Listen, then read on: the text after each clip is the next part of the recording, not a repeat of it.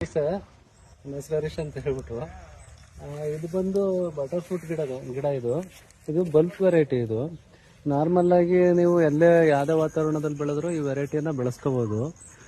ಕೆಲವೊಬ್ರು ಹೇಳೋ ಪ್ರಕಾರ 10 ಲಕ್ಷ 20 ಲಕ್ಷ ಎಲ್ಲ ಮಾಡೋದು ಕಷ್ಟ. ಯಾಕೆ ಅಂತಂದ್ರೆ ಎಕರೆಗೆ ಒಂದು 200 ಗಿಡ ಕುಂಡಿಸ್ಬೋದು. ಇದರಲ್ಲಿ ನೀವು ಏನು ಅಂತಂದ್ರೆ ವೆರೈಟಿ ವೈಸ್ ಹಾಕೊಂಡಾಗ ನಿಮಗೆ ಸ್ವಲ್ಪ ಆದಾಯ ಬರ್ಬೋದು. ಏನು ಅಂತಂದ್ರೆ ಆಯುಷು, ಆಮೇಲೆ ಪಿಂಕರ್ಟನ್, ಟಿಂಗರ್ ಈ ತರ ವೆರೈಟಿಗಳಲ್ಲಿ ನಿಮಗೆ ಕೀಪಿಂಗ್ ಕ್ವಾಲಿಟಿ ಇರೋದ್ರಿಂದ ಅದೊಂದು 300 250 ಹೋದಾಗ ನಿಮಗೆ ಲಾಭ ಸಿಗುತ್ತೆ. ಈ ವೆರೈಟಿ ಬಂದಾಗ ನಿಮ್ಗೆ ಏನು ಅಂತಂದ್ರೆ 50ರಿಂದ 70 80 100 150 ಈ ತರ ಜಂಪ್ ಆಗ್ತಾ ಇರುತ್ತೆ.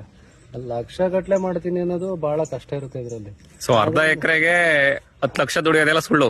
ಇಲ್ಲ ಆಗಲ್ಲ, ಅದೆಲ್ಲ ಅದು ಸುಳ್ಳದು. ಅರ್ಧ ಎಕರೆಲಿ 100 ಗಿಡ ಕುತ್ಕೊಳ್ಳುತ್ತೆ. ಅವ್ನು 3 ವರ್ಷ ಕಾಯ್ಬೇಕು ಅಂತಂದ್ರೆ 3 ವರ್ಷ ಬೇಕೇ ಬೇಕಿದು. 3 ವರ್ಷ ಪ್ರಾಯದ ಗಿಡ ಇದು. 10 ಲಕ್ಷ ಯಾವ ರೀತಿ ಬರುತ್ತೆ ನೀವೇ ಇಮ್ಯಾಜಿನ್ ಮಾಡ್ಕೊಂಬಿಡ್ರಿ.